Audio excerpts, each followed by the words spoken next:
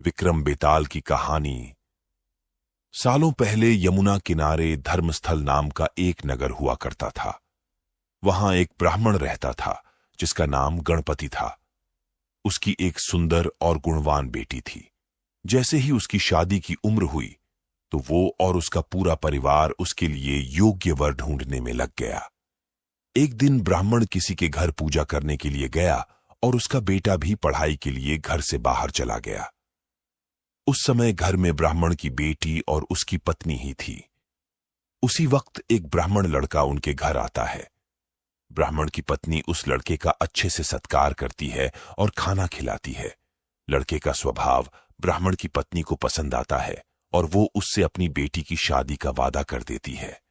उधर ब्राह्मण गणपति जिनके घर पूजा करने गया था, वहां भी वो एक ब्राह्मण लड़के से मिलता है और उससे अपनी बेटी की शादी करवाने का वचन दे देता है। ब्राह्मण का बेटा जहां पढ़ने गया था, वो भी वहां एक लड़के से यही वादा कर देता है। कुछ देर बाद गणपति और उसका बेटा दोनों खुद से चुने हुए लड़के को लेकर घर पहुंचते हैं। दोनों घर में एक और ब्राह्मण लड़के को देखकर चौंक जाते हैं। अब सभी इस दुविधा में पड़ जाते हैं कि लड़की एक है और शादी का वादा तीनों ने अलग अलग लड़कों से कर दिया है। अब क्या होगा? लड़की का विवाह किससे करवाएंगे? इसी दुविधा के बीच पड़ोसी उनके घर खबर लेकर आता है कि उनकी बेटी को मोहल्ले में ही सांप न काट लिया है। भागा भागा पूरा परिवार और तीनों ब्राह्मण लड़के लड़की के पास पहुंचते हैं, लेकिन तब तक लड़की की मौत हो जाती है। ये देखकर तीनों लड़के दुखी हो जाते हैं। कुछ देर बाद लड़की का परिवार और तीनों ब्राह्मण मिलकर उसका अंतिम संस्कार करते हैं। लड़की के क्रियाकर्म के बाद एक ब्राह्मण लड़का उसकी हड्डियां अपने साथ लेकर जंगल चला जाता है। दूसरा उसकी राख को इकट्ठा करके पोटली में बांधकर उसी श्मशान घाट में झोपड़ी बनाकर रहने लगता है। तीसरा श्मशान घाट से निकलकर लड़की के गम में देश देश योगी बनकर घूमने लगता है। ऐसा होते होते कई साल गुजर गए। एक दिन अचानक योगी बनकर घूम रहा ब्राह्मण किसी तांत्रिक के घर पहुंच गया। ब्राह्मण को घर में देखकर तांत्रिक खुश हुआ और उसका सत्कार किया। तांत्रिक ने योगी से कुछ दिन अपने घर में ही रहने के लिए कहा। तांत्रिक की जिद देखकर योगी उनके घर में ही रुक गया। एक दिन तांत्रिक अपनी विद्या में बहुत लीन था और उसकी पत्नी सबके लिए खाना बना रही थी। उसी वक्त उनका बेटा रोने लगा और अपनी मां को परेशान करने लगा। तांत्रिक की पत्नी से उसे बहुत संभालने की कोशिश की, लेकिन वो नहीं माना। आखिर में तांत्रिक की पत्नी को इतना गुस्सा आया कि उसने अपने बच्चे की पिटाई कर दी। उसके बाद भी जब बच्चा चुप नहीं हुआ तो उसने उसे चूल्हे में डालकर जला दिया। ये सब देखकर योगी ब्राह्मण बहुत नाराज हुआ और बिना कुछ खाए ही अपनी पोटली लेकर उनके घर से जाने लगा। इतने में तांत्रिक आया और योगी से कहा, महाराज, खाना तैयार है, आप इस तरह गुस्से में बिना खाए यहां से न जाएं। गुस्से में योगी ने कहा, मैं इस घर में 1 मिनट भी नहीं रुक सकता। जहां ऐसी राक्षसी रहती हो वहां मैं कैसे कुछ खा सकता हूं। इतना सुनते ही तांत्रिक झट से चूल्हे के पास जाता है और एक किताब से एक मंत्र पढ़कर अपने बेटे को जिंदा कर देता है। यह सब देखकर योगी हैरान रह जाता है। उसने सोचा कि अगर यह किताब मेरे हाथ लग जाए तो मैं अपनी पत्नी को भी जीवित कर सकता हूं।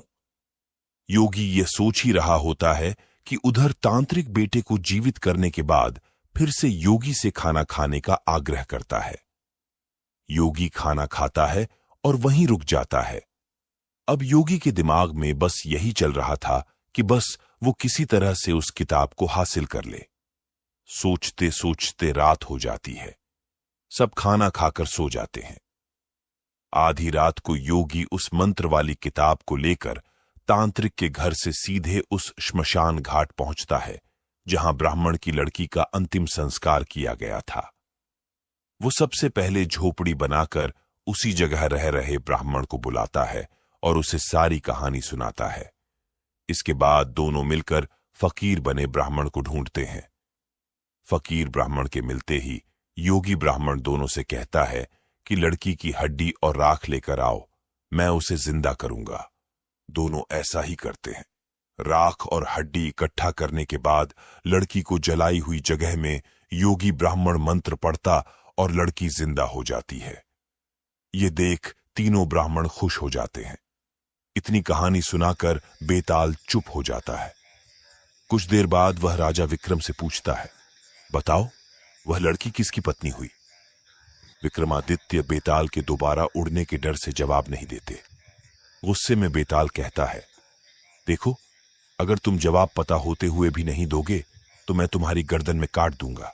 जल्दी से जवाब दो। इतना सुनते ही राजा बोलते हैं, जो ब्राह्मण श्मशान में कुटिया बनाकर रह रहा था वो उसकी पत्नी हुई। बेताल पूछता है, कैसे? तब विक्रमादित्य जवाब देते हैं, जो हड्डी चुनकर फकीर बन गया वो उसका बेटा हुआ। जिसने तांत्रिक विद्या से उसे जीवित किया वो उसके पिता समान हुआ, और जो उसकी राख के साथ जीवन जी रहा था वो ही उसका पति हुआ।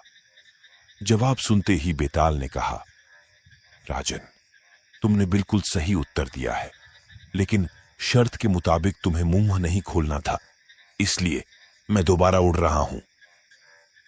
इतना कहकर बेताल दोबारा घने जंगल के किसी पेड़ में जाकर लटक जाता है और राजा विक्रम उसे पकड़ने के लिए उसके पीछे भागने लगते हैं।